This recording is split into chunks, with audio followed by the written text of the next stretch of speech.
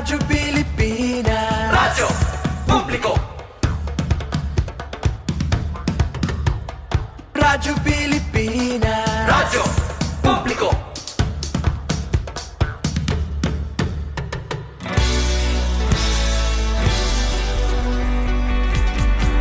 Mahalagang mga balita, napapanahong impormasyon.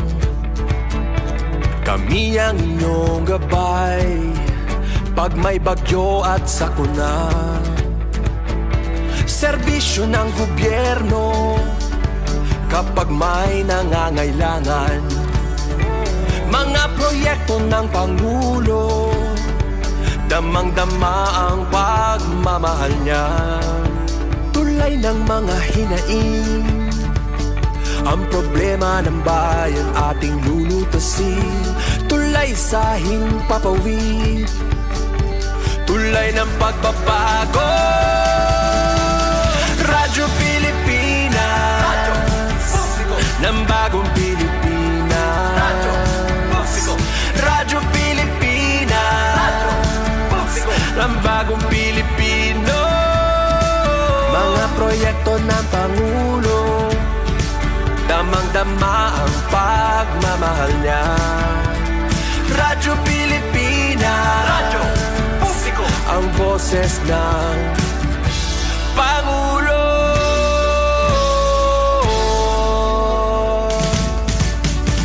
Karamay niyo kami, kahit malayo man kami nakakarating. OFW magsasaka, buhay ay iba't iba, san mang lugar ng bansa natin. Tulay ng mga hinaing, ang problema ng bayan ating lulutasin. Tulay sa himpapawid, tulay ng pagbabago. Radyo Pilipinas, Radyo Publiko. Ng bagong Pilipinas, Radyo Publiko. Radyo Pilipinas, Radyo Publiko. Ng bagong Pilipino. Mga proyekto ng Pangulo, damang-dama ang pagmamahal niya. Radyo Pilipinas, Radyo Publiko. Ang boses ng Pangulo. Radyo Publiko. Radyo Pilipinas, Radyo Publiko. Radyo Pilipinas.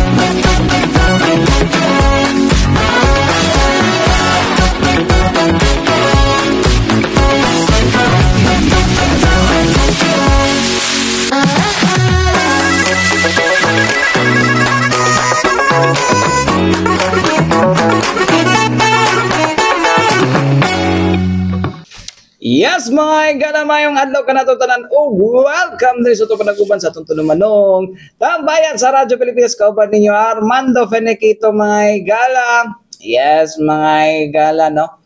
Kamusta? Nakaroon, no? Holy Tuesday natakaroon, mga gala, no? So, ang uban na mga gala, no? Nagkakuan pa.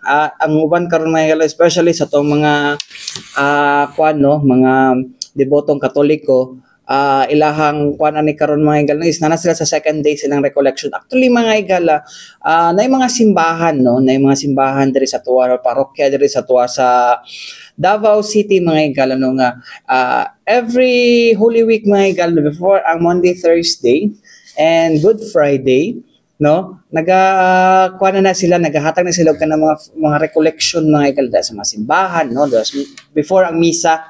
or after ang misa, no? Ang uban pod before kuan, no, after sa misa or kuan na sila way of the cross mga higala, no. Diha lang po sa sulod sa simbahan po, no. But anyways, mga katambayan, no, ang isa sa mga ginakahinaman karon, no, basta Holy Week mga higala, especially kato dili mga debotong Katoliko or even debotong Katoliko ay mga Katoliko nga dili deboto mga higala, no. Kuan sila mga higala, no. Tawagan ni more on kuan sila nagbakasyon, no, kay mora nila ang kuno gitagaan nila og kanang mawala nila ang time nga magbakasyon, no, tapos kuan, no, of course mag-relax, no, way trabaho, di ba, 2 days pud ko na way trabaho para sa uban 3 days, di ba, so agawa sa to sa mga nagtrabaho sa mga grocery mga higala, like sa SM Supermarket o guban pa. Naghapon na sila yung mga trabaho, mga katambayan. At kani mga higala, no, since, no, ito na isgutan mga higala, naman ganito mga tao nga matugid sa beach mga higala, no, and then pag dito sa beach mga higala, dito siya magkubog-hubog. No, naipay no, ato ang Philippine Coast Guard, mga higala, especially sa tong Coast Guard, unsa mga higala, no, Coast Guard, District Southeastern Mindanao mga higala, alang sa katong mga buot mo kuan, no, mo mag-swimming sa beach, nasa ni mga paymangnuan na kay kasagaran man gud na mga higala, no. Of course kasagaran dagat ang adtuan, so kung dagat ang adtuan mga higala, kuan siya, no, dagha prone ra nga mga lumos, no. So pantay kita na permente mga higala, tapos nabi mga pamahiin ba pag Biyernes Santo kuan la delikado daw na, okay, basi daw mga lumos mo, oy, mo na mga higala nga para dili mo maswak sa naratibo sa mga Katoliko mga higala, no, nga gipanggabaan mo na nangalumos mo, sundan ninyo ning tip gikan sa ato ang Coast Guard District Southeastern Mindanao mga higala, pinagi silang spokesperson na si Lieutenant Junior Grade Winston Gonzales. Paminaw na to. Since kasagaran sa mga tao karon, no, kay majority na gid sa mga tao karon is nagapadagat, no. Unsa yung mga preparations, no, para sa especially sa to pag-check sa to mga resorts, sa to ang mga mga sea vessels na nagalawig unsa o kanang mga drowning incident, sa mga preparations sa Coast Guard SEM karon. Unang lang sir, no, bali mahulog mangyapon nato na siya og kanang panawagan for safety tips sa ato ang mga tourists who will be having their vacation this summer season. So unang-una nga panawagan nato, ma'am, is yung mga beach resorts rules and regulations na they have to be very mindful of the signages, kung ato especially kanang curfew na no swimming policy at night, kay dili na sila visible kung maligo pa sila at night, sir, no. So tumanag yun nila nga mga palisiya, and most of the victims of drowning incident kay kining mga bata nato nga wala nalantaw sa ilahang mga ginikanan. So atong ginaawhag ang atong mga ginikanan nga dunay dalang mga kabataan nila to really look after them at all times while they are swimming, and for them to also practice, sir, no, kaning body system nato, sir, nga do not swim alone, kay anything is possible man god pag naana ka sa tubig and you are very vulnerable from having cramps. Kay kung magka-cramps ka, it is very hard for you to really save yourself without someone helping you. So kana gyud nga kung mga ligo tag dagat or magkandak ka og fishing venture, especially kaning mamana ka, ginaawhag gid nato, no, nga magdala sila og kauban kanina kabalo kung asa sila unsa nay nahitabo sa ilaha, and for them to kani recent incident na natay nasampulan na sample nato, no, na precedence last month ba to katong capsize motor bangka nato. So karon nga panahon na sa summer season nato, ginaawhag nato ato ang riding public, ato ang mga passengers who will be traveling at sea to only go on board sa ato mga authorized passenger carrying motorboats. Sama na ning ato ang mga barge or ang ato ang Ma'am Rolf, bayad na ko. Nawala na. Kining ato ang cancer, kining atong mga barge, mga lancha, especially kining atong chartered boats nato sir nga makita nato sa Santa Ana Pier whenever they go for an island hopping activity. So kanilang yung mga registered, authorized to carry passengers. So yun sir. And lastly, pag nanata sa puerto, I know that this is going to be, na-anticipate na nato na this is very stressing on their part, kay labi na sa Santa Ana, dira sa May West, sa Davsam, bisag asa ka nga puerto karon going to Samal, kay medyo stressful yun na siya due to the influx of the passengers. So ginauhag lang nato sila no na taasan ang ilang pasensya and musabit gihapon sila sa ato ang safety and security inspections prior to boarding. And while they are having the embarkation process, ginasiguro man pud nato sir no nga kani sila gina-check nato if they are wearing life jackets, kaning atong mga island hopping activities gina-require gyud nato na sila na prior departure they have to really wear one. Yes sir, yun sir. Okay, anyway sir, napoy ingon si John Lideri sir na daghan daw mga makalusot og gihapon na bisag overloading makalarga gihapon sa port. Sa asa man nga Santa Ana. Santa Ana. Charter island hopping or kay ako ba ang substation commander sa substation Santa Ana, so that's basically my primary responsibility.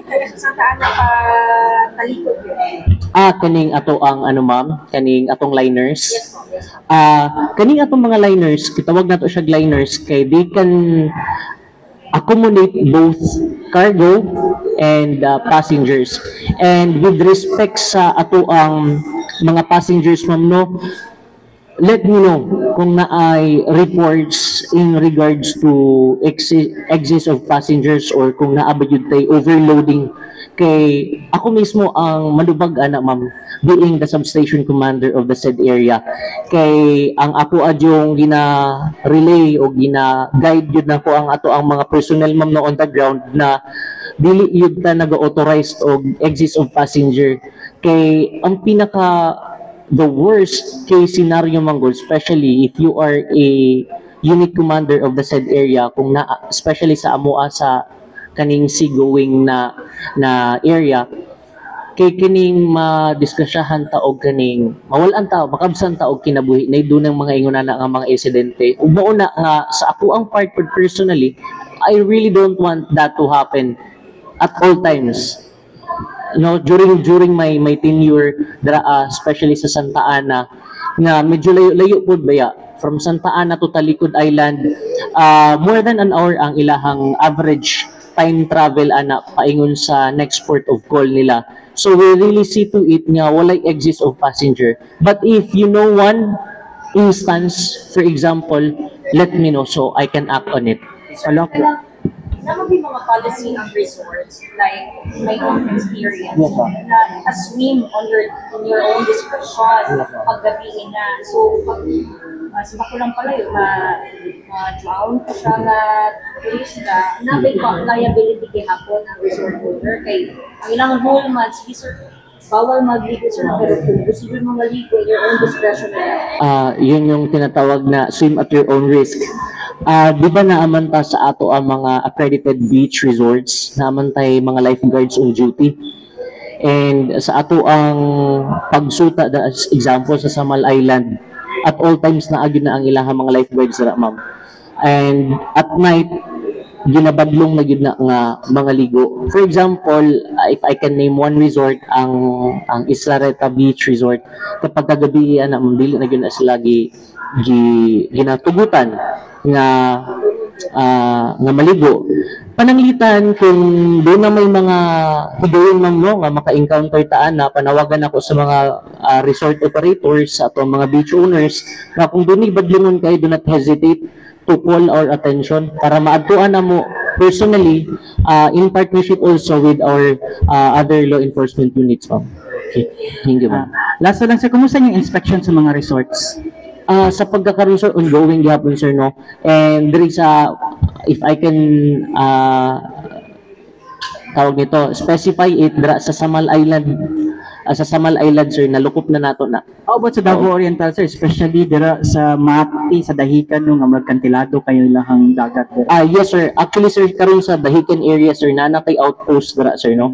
Nanatay mobile team nga gimuntar dira kay tungod considering kay atbang naman gud siya sa Pacific Ocean, mo ganing dira ang surfing area diri sa Davao region kay tungod sa kakusog sa balod.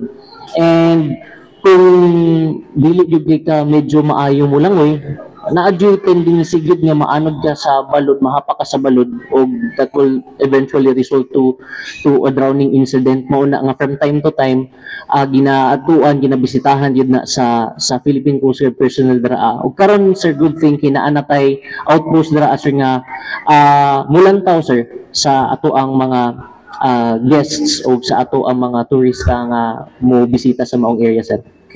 So, mao to mga katambayan no, ang pamahayag ni Coast Guard District Southeastern Mindanao spokesperson, Lieutenant Junior Grade Lieutenant Junior Grade Winston Gonzales. Kaya itong last time ako Lieutenant Junior Grade, si Antonio Trillanes man to. Joke lang. Senior grade naman siya tayo mata.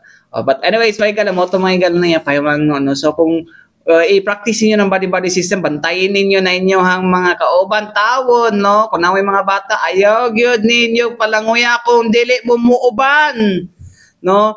Sila ang pinaka-vulnerable ba sa lumus mga igala, no? So ayaw na ng tao ninyo ko na kay basi maswak lagi mo sa naratibo lagi sa mga Katoliko lagi mga igala nga no? Ano ligog Biyernes Santo, hindi man na sila nagkatuoan na, no? So ayaw lang gyud ninyo ko na, no?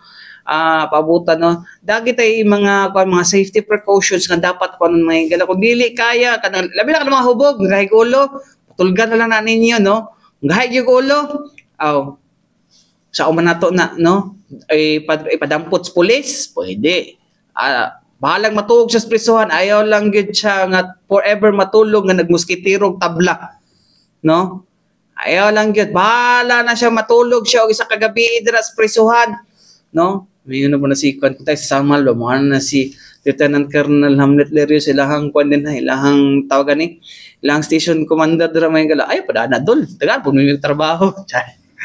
Sir Larios, Sir Larios, no, wala ka nakaadto sa mong press con. Anyways, may gala, wala nang paimang na sa tong Coast Guard mga igala, no, so, ingat lang kita karon no, ingat. Mas maayo siguro ay alam mo ato beach kay pwede mo maghuot kay magsapot-sapot ta puro pag-abot ang linya dara sa barge no para kani kasasaman ay nako. Anyways mga igala balik kita man lang sa importante painomdom ning ato si Bianan.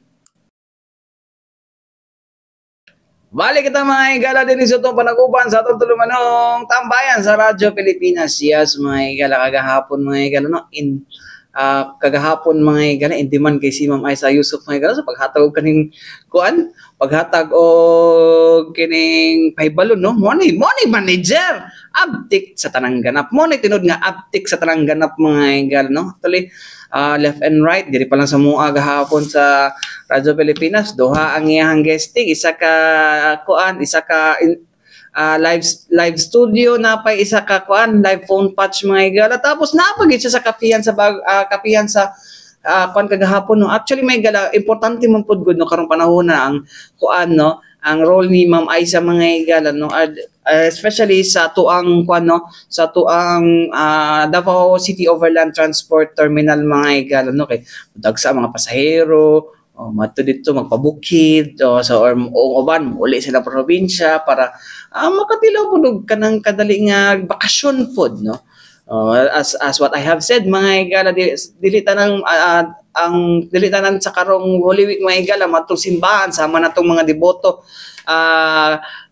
Katoliko no or katubang mga tao nga mo renew daw sila hanggahom kabalo storya na mo renew sila hanggahom pagkuan Biyernes Santo ayan na siya ba tapos mag-renew og lumay joke lang na mo na siya ang kuan mga igala na mo na ang tawagan ni ginabuhat karon pero ato ang kuan mga igala manager sa dikot mga igala grabe kaabtik mga igala no Halos tanan may gala, mulibot na karon may gala pag budagsa na mga pasahero, mulibot na diha may gala. Bisan pagtunga sa gabi no? Ambot ko nagatulog pa ba ni si Ma'am Aisa?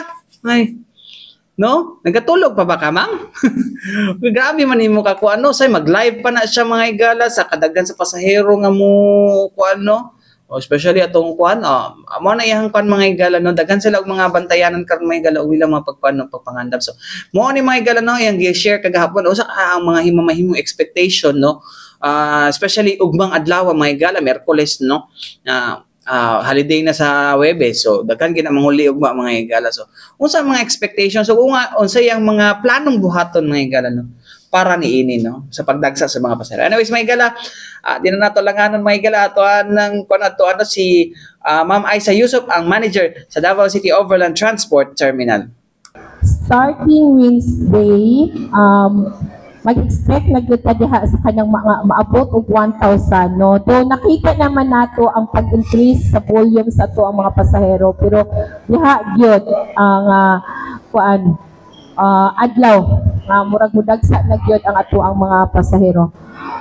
Part of challenges nato actually na nato no, na coordinate na nato ng pagkukulang sa ato ang mga bus units nato. Ang pinaka-DI is kanang mga wala nga butang no, o kanang part of reminders na lang po nako nino kana bitang once na mosulod mo sa ato ang passengers entrance nga ibutang ninyo ang bagahe ninyo sa ato ang baggage x-ray machine, dili ta magtirang sa atong kauban. Once na isulod na nato diha sa baggage x-ray, be sure nga mosulod mo tayo ka sa walk-through machine. Kasi there is a possibility or tendency nga ang bagahe ninyo basig na ay kaparihas pa, no? So, lahi na ang makapunit, ma-interchange ang inyong gamit. And second, dili yun nato kalikayan nga ang uban intentionally good, no?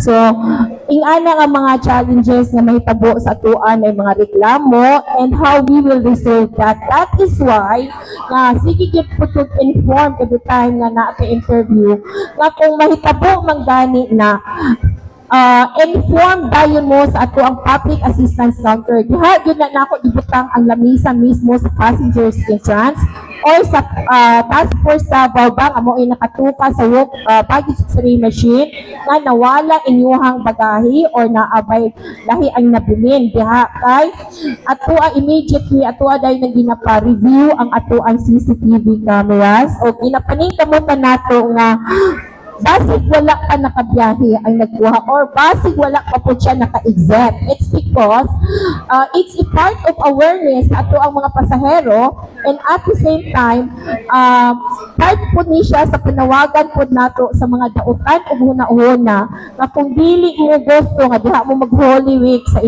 prisuhan, ayaw na lang yung buhata please because we have 32 CCTV cameras.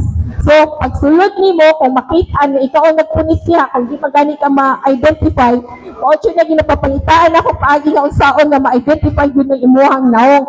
Asa ka kaning exit, asa kaning sulod. So, no one is perfect, pero dako ka possibility nga ma-identify ka. Ang ato lang ani is ma-identify ka and unsaon nato nga mahabol or maapas nga mabalik ang maong bagahe. Opo, ma'am, in connection to that missing items, the 32 CCTV is our solution to that, ma'am. Yes, based on experience, dako ka isyag tabang. Dako di ka isyag tabang, ma'am. Daghang mga panghitabo nga na-return yun ang maong mga wala or ma-identify yun nato kung kinsa ang nagkuha, kung nakasakay na ba na siya bus or unsa because of our CCTV cameras. In fact, I am planning no magpa-additional pa kog 19 ka CCTV cameras nato diha alang atong mga areas nga makita man siya pero dili gud nato kanang i-enlarge bitaw nato nga magguba ang say tawag ana yang fix. So wala siya nga ang atua is padagdagan na lang nato puhon. Apo. Ma'am, another sorry. Yes. When it comes to facilities, ma'am, kumusta ang atong mga facilities? For example, CR, chairs, etc. How we are able to also address that? Thank you. Sa ato ang CR, duha ang existing diha, no? Kanang private nga ginarintahan, na maugunay akong gina-explain, nga dugay gyud kay na siya. I believe kaedad na siya sa ato ang Dicot Terminal, which was constructed year 1985. No? Second, paglingkod yun nato diha, it's because maka-receive yun ko og mga reklamo. That is why na sa panahon nato nagpa-construct ta og CR, kanang public CR nato, which is free yun na siya, ha, walay bayad.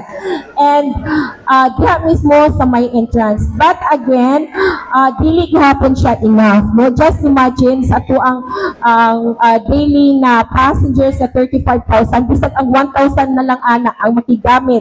So dili gid enough. And in response ni ana sa daghang mga mulo, nagpa-budget na po ta og additional na po na comfort room nato nga ang iyang location diha sa southbound bay. In fact, hapit na gid siya mahuman. So mao na ang ato ang tubag sa mga pagkukulang sa ato ang CR diha sa Dicot Terminal. Yes. Last na lang po sa inyo, ma'am. And since we are expecting the influx volume of passengers, unsay advice nato sa mga mobiyahe para dili sila masama doon sa madaming pasahero nga magulat, yes. Ako alam gihapon inform ang atong mga katawhan nga naalang gihapon ang online booking sa ato ang mga bus companies, no?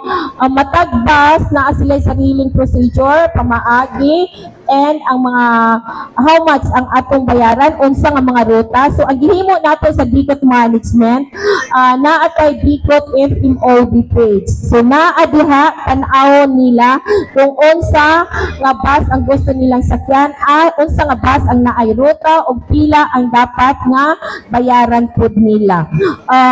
In addition to that, Dicot FMOD nato naapot diha ang mga reminders nato og unsang adlaw nga walay biyahe. Pwede na ba i-direct nato, ma'am?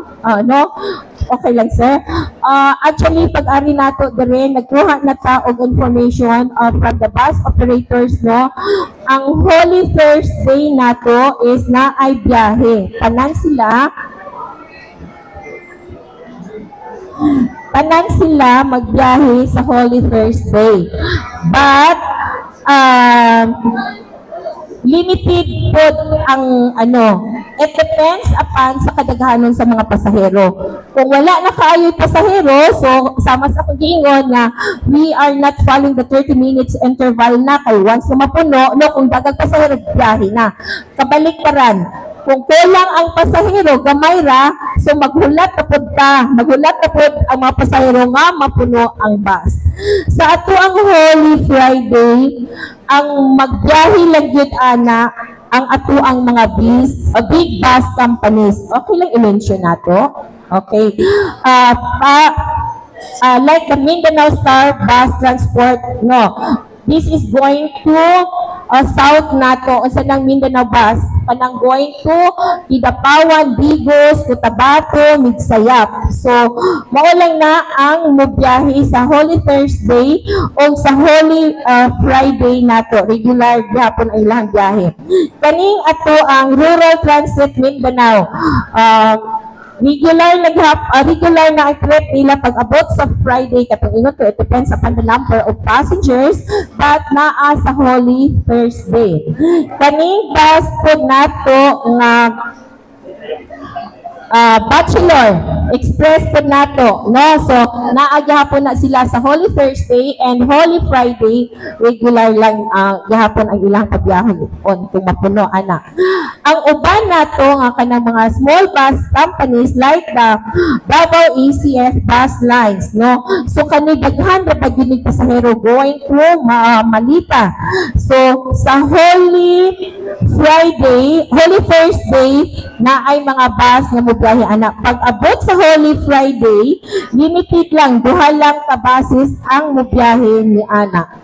Pag-abot sa ato ang Davao Metro Shuttle bus nato, pagka Holy Friday, wala na po sila biyahe. Ang Metro Shuttle bus nato is naa sila northbound o naapod sila southbound nga ruta. So, ang more diligent nato, going to Malita gahapon ni small bus operator ni sila. Wala gud sila biyahe po sa Friday. Ang yellow bus line, kana po, going to south, Holy Friday, wala po sila biyahe. Ang atong full trangko, going to Pasay, wala sila biyahe sa Holy Friday.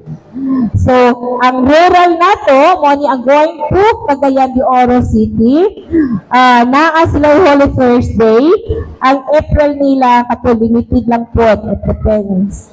Cyrus, small bus operators, basta mga small bus operators nato, wala yun na sila sa Friday. The Cyrus, the Golden Valley Bus Line, o kaning Landcar Incorporated or LCI.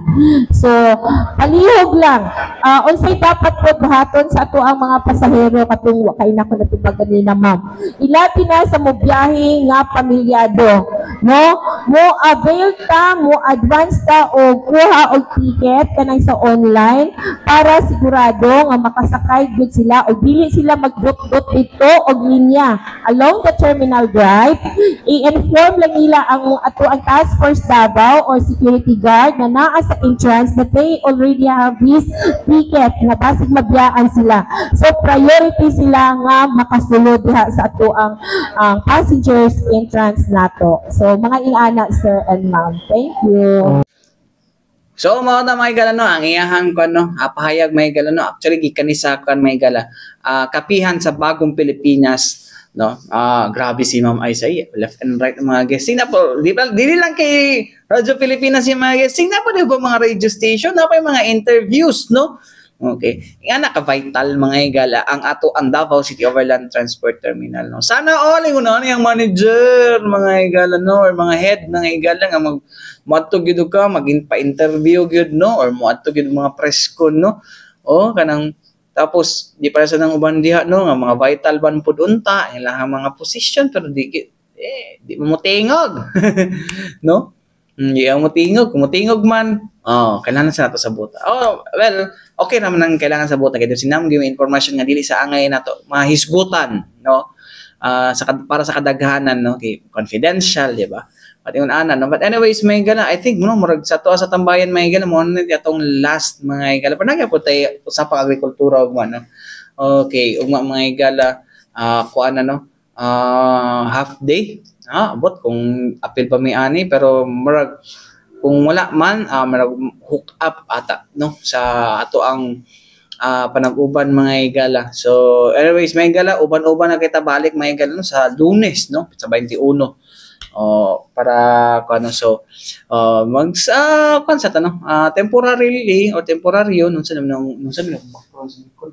ano man bahala ka diya no humana bitaw ta. Anyways mga igala no uban sa Lunes ta uban mga igala no so daghan tag mga hisgutanan pud mga igala no nga angay nato masayran mga igala dinhi sa tuon tulumanong tambayan sa Radyo Pilipinas. Anyways mga igala sa katong mga simbahan na pahinumdom ha ugma sa Webes sugod karong Webes mga igala na muna na mga dagko nga mga aktibidad sa tuang kuan sa tuang unsa ni ato ang simbahan no. Cooperate lang ta sa to mga kapulisan mga igala nga naga-inspect diha sa inyong kuno sa inyong mga gamit mga igala ko sundon kung unsa ang mga bawal ay na lang gid ninyo kuno dalha no. Anyways mga igala way tay kung oras ang ngalan sa tibok pwersa sa DXRP Radyo Pilipinas Radyo Publiko Davao mga igala. Ako inyong kaban Armando Finiquito alang sa tambayan sa Radyo Pilipinas no hangtod sunod na puon mga igala. Daghang salamat o mayong adlaw. Have a safe mga igala no. Have a safe and solemn kuan mga igala no Holy Week sa atong tanan. Bye bye.